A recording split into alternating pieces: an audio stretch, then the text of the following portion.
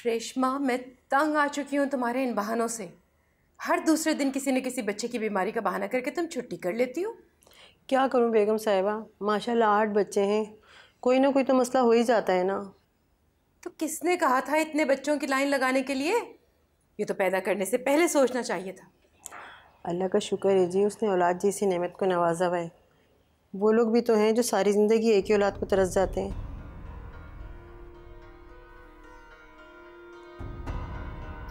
तुम बर्तन धो के थोड़ी देर के लिए चली जाना।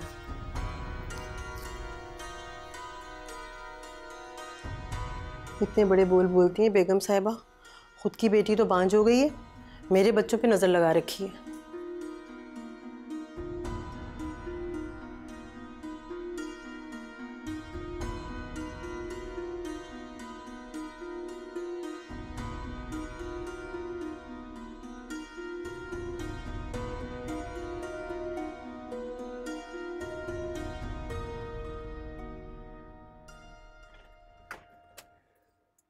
ये लड़का कौन है? यही तो है शरिया, मेरा का बड़ा भाई। अच्छा, इसी के लिए ये लोग लड़कियां तलाश कर रहे थे ना? तो ये अनाया के पास खड़ा क्या कर रहा है? अनाया का दुख बांट रहा है। वैसे भी जवाद ने मुझे बताया था, उनको तो यही लगता है ना कि उनकी बहन सबसे बड़ी दुखियारी है। बिहेव योरसेल्फ बेटा, मैं यहाँ पर मामला सॉल्व करने आई और तुम अपने टेम्परामेंट लूज कर रही हो। पता नहीं मामा, मैं जब भी अनाया की शक्ल देखती हूँ मुझे अपनी इंसल्ट याद आ जाती है। बेटा, हर काम का एक वक्त होता है और वो अपने वक्त पर ही अच्छा लगता है। सब्र से काम लो। चलो शाबाश, नीचे उतरो।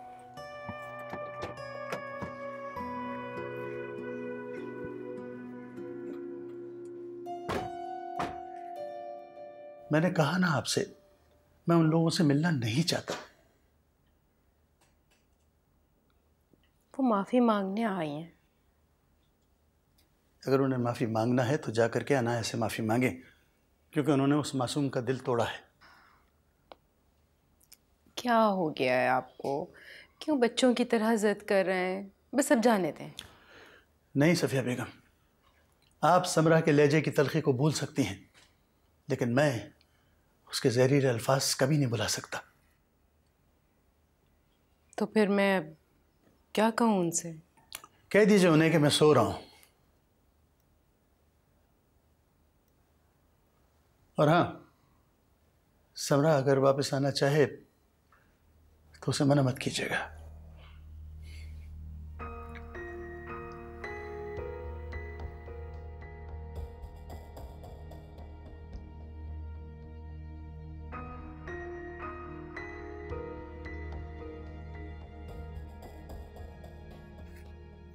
चलो बेटा, ले लो ना।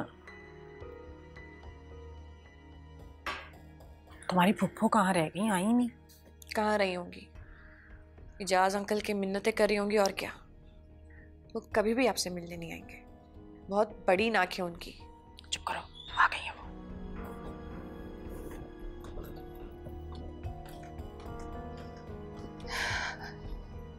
शाहिना, वो एजाज तो दवा खाकर सोने के लिए लेट गए और उनकी तबीयत इतनी ख़राब है, तुम्हें तो पता है, इसलिए बस मैंने उठाया ही नहीं। कोई बात नहीं आपा, आपने अच्छा किया जो एजाज भाई को आपने नहीं उठाया। मैं कल आ जाऊंगी उनसे मिलने।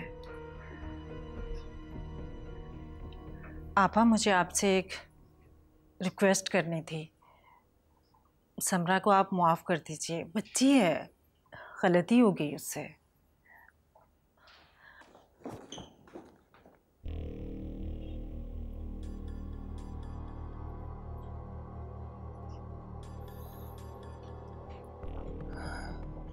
जवाद, मुमानी को सलाम तो करो। अस्सलाम वालेकुम। वालेकुम अस्सलाम बेटा, जीते रहो। माँ, मुझे ऑफिस के लिए देर हो रही है, एक ज़रूरी मीटिंग है, चलता हूँ।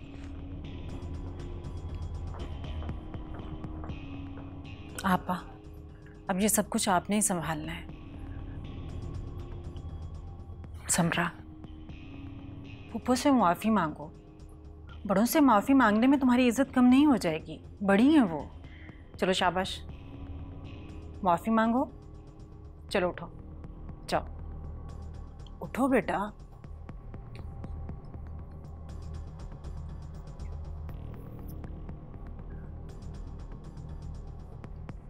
I am sorry Pappu.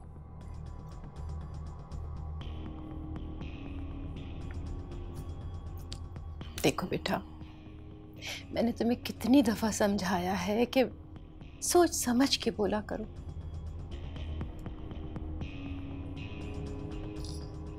घर तुम्हारा अपना है, जब चाहे आ सकती हो, लेकिन जो कुछ हो गया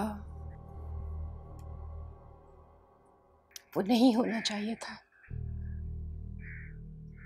बाकियों की जिम्मेदारी मैं नहीं ले सकती हूँ। आइंदा के लिए तुम्हें सब्र और हौसले से सारे सिचुएशन को खुद ही संभालना होगा। जी जी आपा, संभालेगी, क्यों नहीं सब कुछ संभालेगी। बच्ची थोड़ी है ये, शादीशुदा है। अच्छा आपा, अब मैं चलती हूँ। इजाज भाई से मिलने कल मैं दोबारा आ जाऊंगी। ऐसे कैसे शाहिना, मैं तुम्हें खाना खाए बगैर नहीं जाने दूंगी। जाओ बेटा, अपनी अम्मी के लिए खाने का बंदोबस्त करो। घर तुम्हारा है, तुमने ही संभालना है।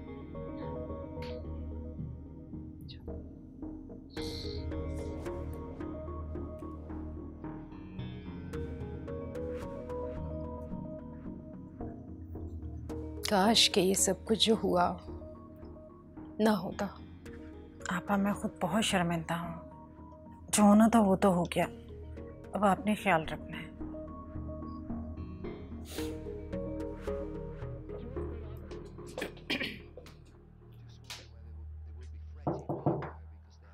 अरे मामा,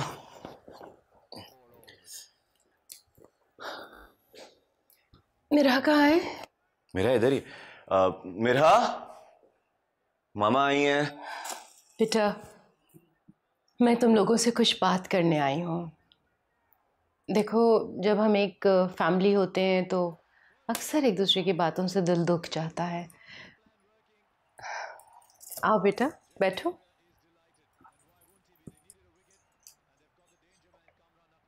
समरा वापस आ चुकी है।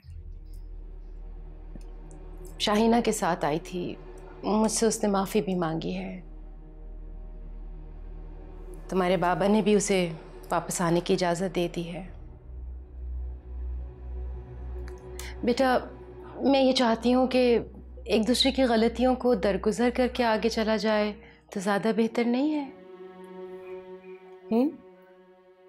आंटी आप फिक्र नहीं करें, मेरी तरफ से आपको कोई शिकायत नहीं मिलेगी। खुश रहो बेटा। Thank you.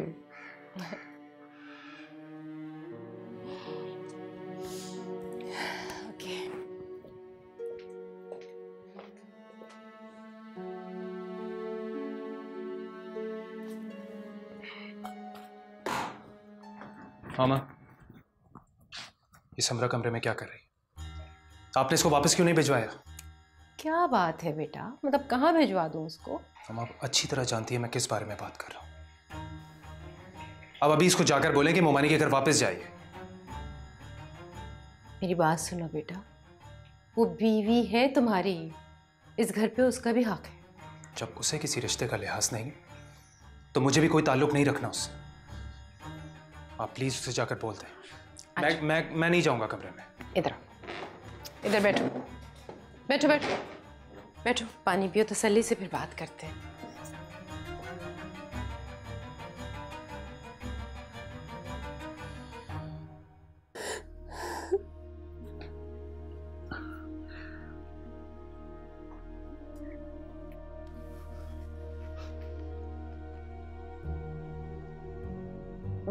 बाबा आप सोए नहीं अभी तक? जब बेटी तकलीफ में हो तो बाबा को नींद कैसे आ सकती है? बाबा आप ठीक तो है ना? पता है ना, तुम जब तकलीफ में होती हो मेरे दिल में बहुत दर्द उठता है। तुम्हारी माँ समझती है कि मुझे वहम है, लेकिन मैं जानता हूं मेरा दिल हमेशा ठीक ही कहता है। मेरी बच्ची। पापा मैं बिल्कुल ठीक हूँ, मुझे कुछ नहीं हुआ, मैं बिल्कुल ठीक हूँ। रोया मत करो मेरे बच्चे। तुम जब रोती हो ना तो तुम्हारे बाबा को बहुत हंसियत होती है बेटा, बहुत हंसियत। वादा करो मुझसे कि तुम कभी नहीं रोओगी।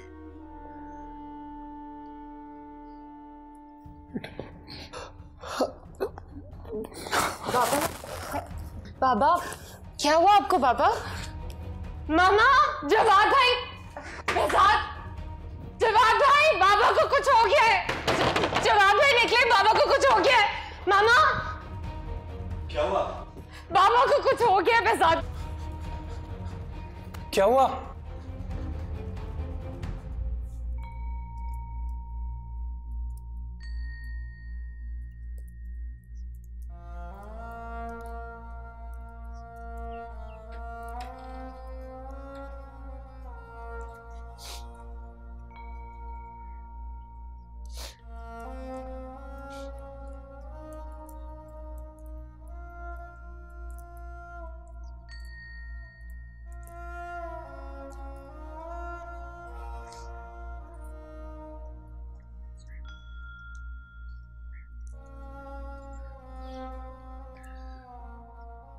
मेरा बेटा, इनाया को ले आओ यहाँ पे।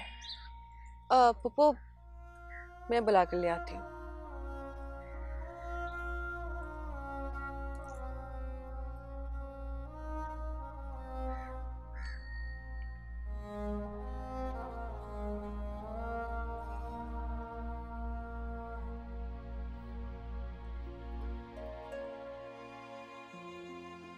जवाद, आपने अनाया को देखा है?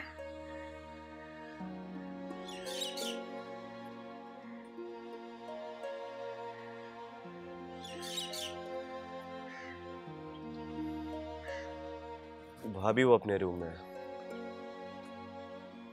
ठीक है।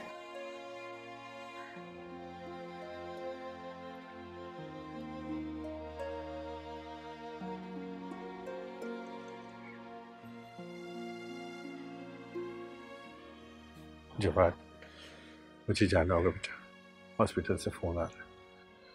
बेजार, तुम जरा आंटी को देखो बेटा। हौसला करो बेटा, सबने एक दिन जाना है। अल्लाह के मामलात में कोई दखल नहीं दे सकता। आगे सारे मामलात तुमने देखने बेटा, हौसला करो। देखो बेटा, इस वक्त जवाद को मनाने का तुम्हारे पास बहुत अच्छा मौका है। मुझसे बोलना तो दूर की बात है, तुम मेरी तरफ आंख उठा के भी नहीं देख रहे। बेटा, कल ही तो उसके बाप का जनाजा उठा है, इतने बड़े सदमे से गुजरा है वो, उसको थोड़ा वक्त तो दो। मामा, मुझे बहुत डर लग रहा है। मुझे तो लगता है कि जवाद अब मुझे यहाँ रहने ही नहीं देंगे। इसमें डरने वाली कौन सी बात है? रास्ता साफ हो चुका है। अब इस घर में जो कुछ भी है जवाद ही है, और तुम ही इस घर की मालकिन हो। सफिया पप्पू भी कोई कम नहीं है, वो तो खामोश रह के भी वार कर सकती हैं। तुम अपने मियाँ को बस हाथ में रखो, फिर देखना तो तुम्हारे कानों से सुनेगा, तुम्हारी आंखों से देखेगा।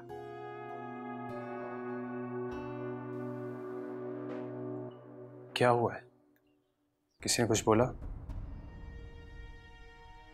किनाया, मुझे नहीं बताओगी? नहीं भाई, किसी ने कुछ भी नहीं बोला।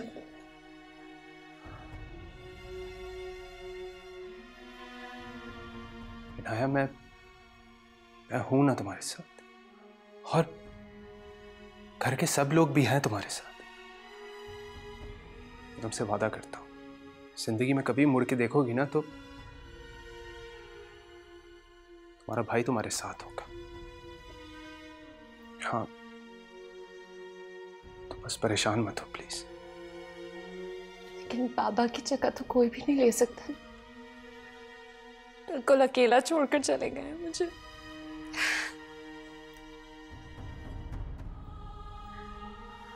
मैंने कहा ना, मैं हूं तुम्हारे साथ।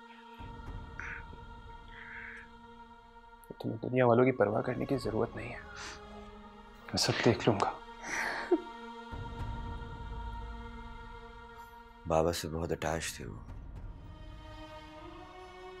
उसी का दुख बाबा को ले गया।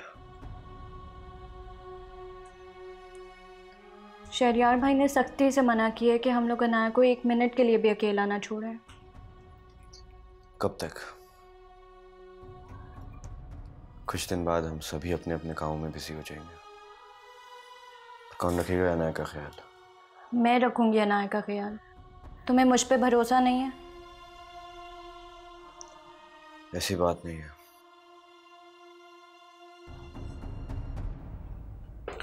सॉरी, मैं तुम लोग को डिस्टर्ब कर रहा हूँ। जवाद भाई आए, बैठे प्लीज।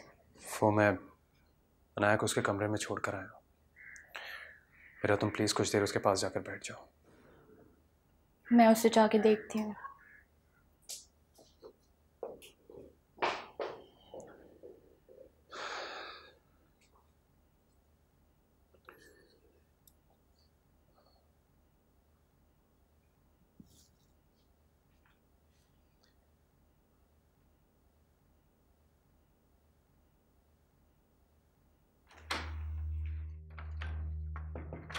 तौबा है भाई, मैं तो अनाया की फुर्तियों से हैरान हूँ। कैसे गोली की तरह किचन से निकली है और उड़ते हुए भाई के पास पहुंची है। बहुत शातिर है भी ये लड़की तो।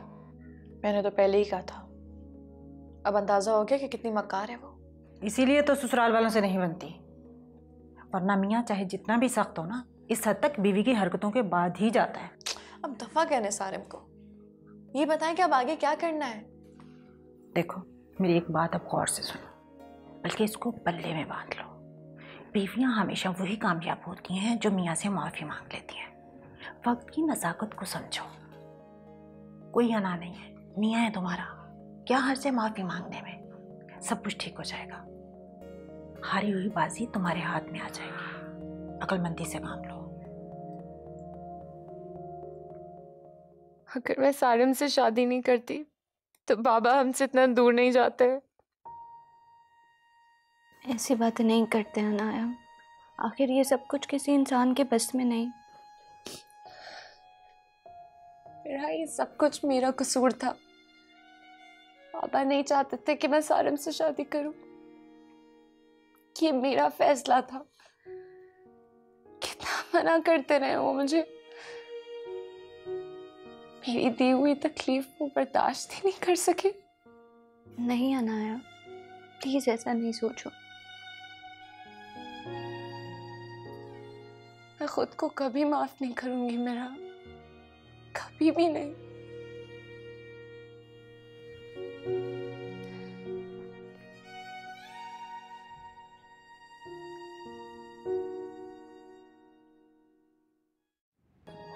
मैं कोई एक्सक्यूजेस नहीं दे रही। तो फिर मान लो ये बात कि तुमने मेरे बाप का दिल दुखाया था, और वो मरने से पहले तुमसे खफा थे। मैं उस दिन अंकल से सॉरी बोलने आई थी, मुझसे मिले ही नहीं। तो फिर जाओ और उनकी कब्र पर बताओ ये। मुझे ये बताने की जरूरत नहीं है। प्लीज जवाब, मानती हूँ कि मुझसे गलती हुई है। प्लीज अंकल की जगह आप मुझे माफ कर दें। मैं आपके आगे हाथ जोड़ती हूँ, प्लीज। माफ कर दो? एक बाप के सामने उनकी बेटी को बांझ बंजर और पता नहीं क्या कुछ बोला तुमने। माफ कर दूं तुम्हें मैं? प्लीज समरा, यहां से चली जाओ। प्लीज जवाब। ना ही मेरा इतना बड़ा दिल है और ना ही सर।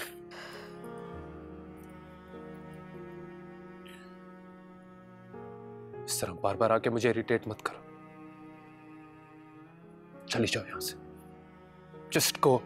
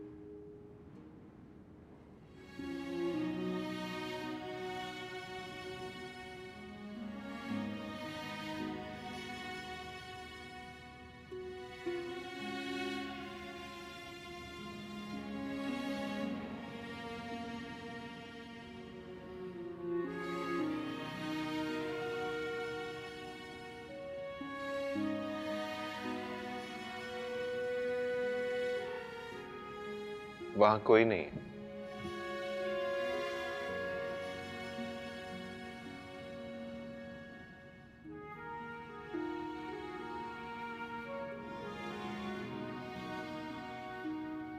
कोई किसी की वजह से नहीं मरता अनाया। अगर तुम्हारे साथ ऐसा ना भी हुआ होता ना, तो इजाज अंकल ने इस दुनिया से उसी दिन जाना था, इसी तरह। लेकिन वो मेरी वजह से इतना डिप्रेस होकर तो यहाँ से नहीं जाते ना। हाँ, ये मुमकिन था अगर तुम मेरी बात मान लेती तो। कैसे मान लेती मैं आपकी बात? आपकी बातों का मेरी जिंदगी से कोई ताल्लुक नहीं है। किसी बड़े से सुना था कि मानने के लिए जानना जरूरी नहीं होता। अल्लाह के बाद ये जिंदगी दुनिया में किसी ना किसी के हवाले तो करनी होती है, और तुमने उसे दुखों के हवाले कर रखा। दूसरों को मशवरे देना दुनिया का सबसे आसान काम है।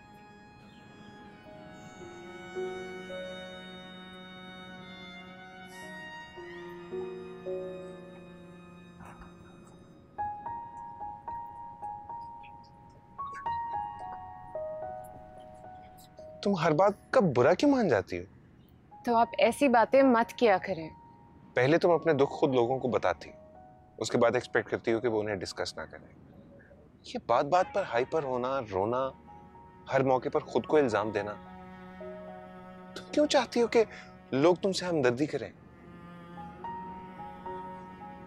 दुख इश्तिहार नहीं होते जिनकी तशहीर की जाए, उन्हें दिल में छुपा कर रखा जाता। चलो घर चलो।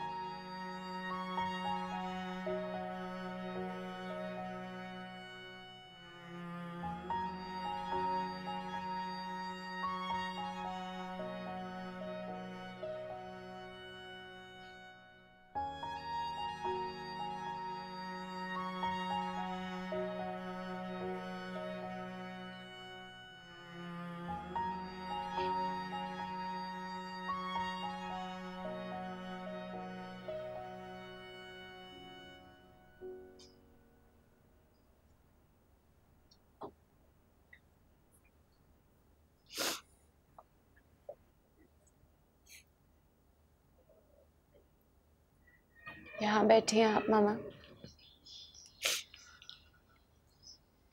पछतावों को याद करके दम घुटने लगा था, इसलिए बाहर आ गई। जो कुछ भी होना था वो हो चुका है मामा। अब भूलने की कोशिश करना।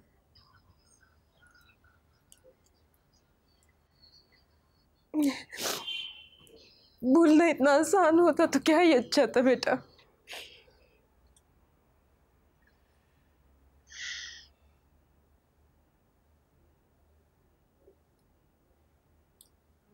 इंसान कोशिश तो कर सकता है ना। मैं लाख भी कोशिश कर लूं, लेकिन मैं ये नहीं भुला सकती हूँ कि मेरी वजह से ये सब कुछ हुआ।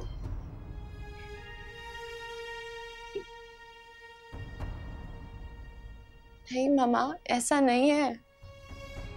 तुम्हारे बाबा मुझे बार बार मना करते रहे, टोकते रहे, लेकिन मैंने उनकी एक ना सुनी। तुम्हारी जिंदगी भी बर्बाद कर दी और एजाज को भी खो दी। जितना कसूर आपका है उससे कहीं ज्यादा कसूर मेरा है। तुम्हारा क्या कसूर था बेटा? तुम तो मासूम थी। तुमने तो वही किया जो मैंने तुम्हें कहा, तुम्हारे जहन में डाला। अच्छा चले उठे, आए अंदर चलते हैं। आती हूँ बेटा थोड़ी देर बाद। हाँ, मैं आपको साथ लेकर जाऊंगी। चले आप, आ जाए। मुझे उस कमरे से वहशत हो रही है। मुझे ऐसा लग रहा है जैसे तुम्हारे बाबा भी वहां मौजूद है। अच्छा चलें, ठीक है, आप मेरे साथ चलें मेरे कमरे में। आ जाए। अपनी माँ से जिद करोगी? मामा, अगर आपसे जिद नहीं करूंगी तो किससे करूंगी? मेरी जिद पूरी करने वाले बाबा तो चले गए हैं।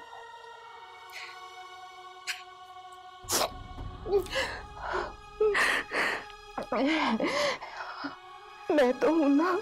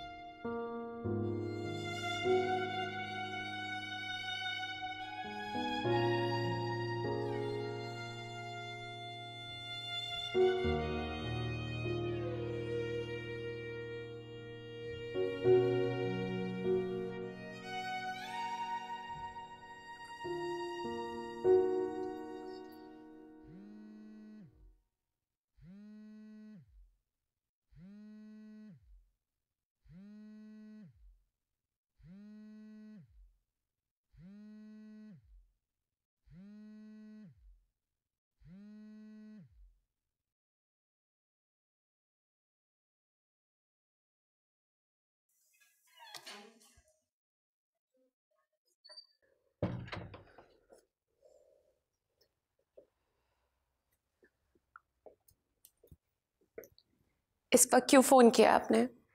मैंने सोचा कि पूछ लूं रोने के अलावा और क्या कर रही हो। मैं रो नहीं रही हूँ। कम से कम झूठ बोलना तो सीख लो अनाया। अब ये सब सीख कर क्या फायदा होगा मुझे? यकीन करो ये हुनर बहुत काम आता है। जिंदगी और इसका बड़ा गहरा ताल्लुक है।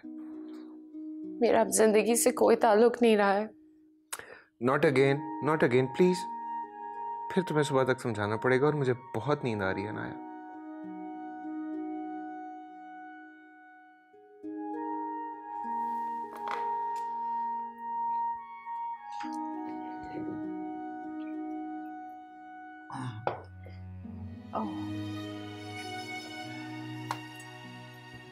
ऐसे ही हंसती मुस्कुराती रहा करो तुम, ताकि तुम्हारे बाबा की जिंदगी में इजाफा होता रहे, ठीक है?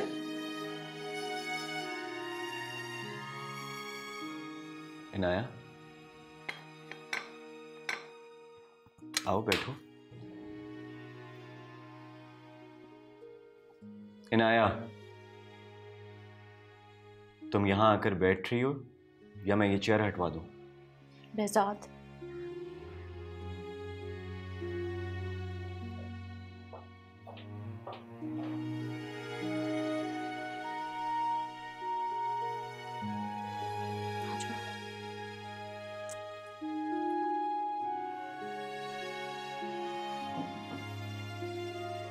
रेशमा, समरा और जवाद कहाँ आए क्यों नहीं अब तक? वो बेगम साहिबा जवाद भाई तो कब्रिस्तान गए, और जो है वो समरा बाजी को ना सुबह से वॉमिटिंग हो रही है, तभी ठीक नहीं है।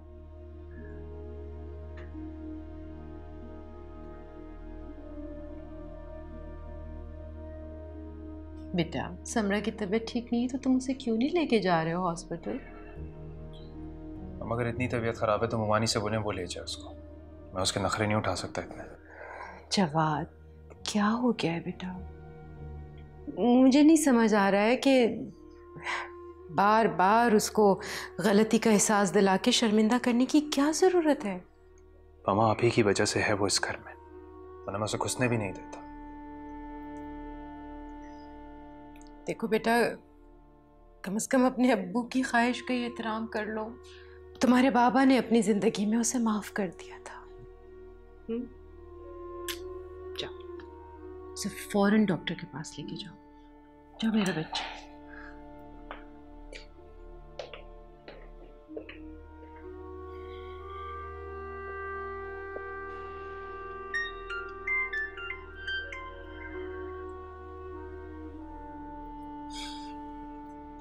तुम जाओ, मैं तुम्हारे नीचे गाड़ी में इंतजार करूँ।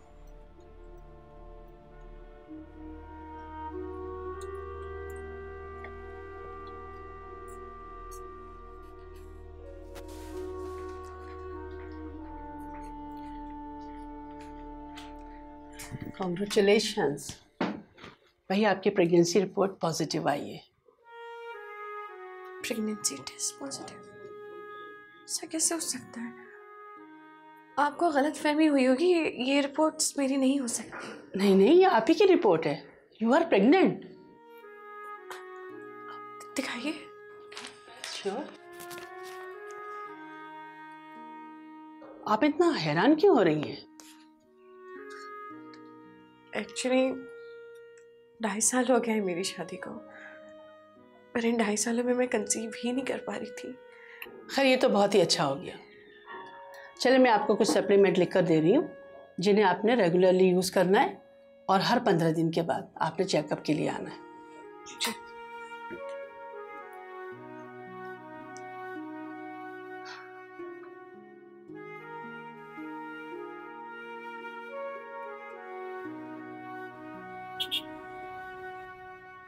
जवाब, अब तो मुझे माफ कर दीजिए। अब तो अल्लाह ने भी मुझे माफ कर दिया।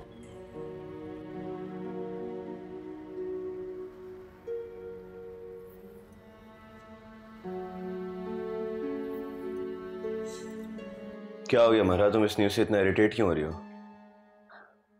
वो तो पहले नहीं जीने देती किसी को, और अब तुम। अब क्या?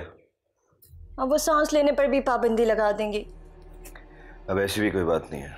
ऐसी बात है बेजान, तुम जानते नहीं हो समरा भाभी को, मैं तो रोज डील करती हूँ उनके साथ। मेरा बिला वजह ओवर रिएक्ट कर रही हो तुम। सिर्फ समरा भाभी की खुशी नहीं है ये, जवाद भाई के पॉइंट ऑफ व्यू से सोचो।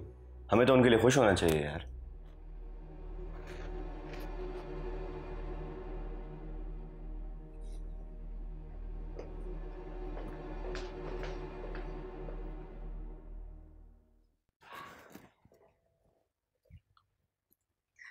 बहुत बहुत मुबारक हो बेटा। जीती रहो। मिठाई लेकर ऊपर क्यों आ गई हो? जाओ ना, आपा के रूम में रखो। बहुत अच्छी लग रही हो। Thank you. देखना बेटा, अब आएगा ऊँट पहाड़ के नीचे। मैंने जैसे ही सुना मुझसे तो रहा ही नहीं गया, मैं तो फौरन चली आई। वाकई मामा, जवाद का बिहेवियर तो बिल्कुल चेंज हो गया है, वो बहुत खुश है। मैंने तुम्हें कहा था ना, औलाद में बहुत ताकत होती है। बिल्कुल ठीक कह रही हैं आप मामा, मुझे तो बहुत टेंशन होती थी, जवाद बिल्कुल भी बात नहीं कर रहे थे मुझसे। अब तुम्हें किसी से भी दबने की कतई ज़रूरत नहीं है। जवाद ने पूरा बिजनेस संभाला हुआ है, और तुम इस घर को वारिस दे रही हो।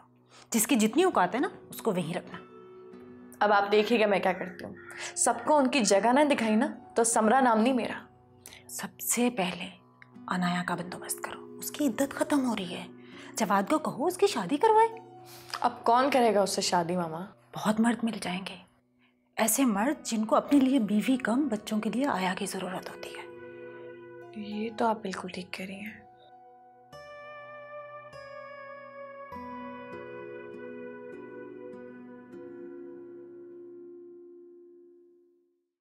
नैनों से